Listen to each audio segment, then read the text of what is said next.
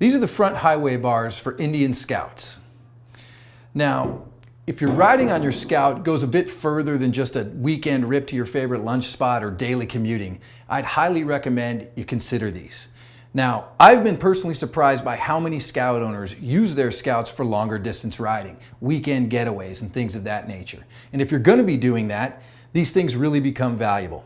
For starters, you can mount highway pegs on these, stretch your legs out, and really enjoy just cruising and taking in the scenery.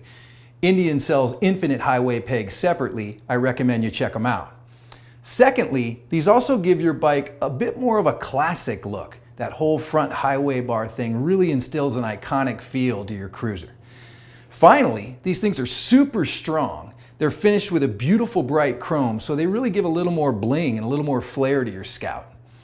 Overall, these are moderately easy to install. If you're mechanically inclined, you should be able to get it done without any problem. But if you're not, your local Indian dealer is there to help you out.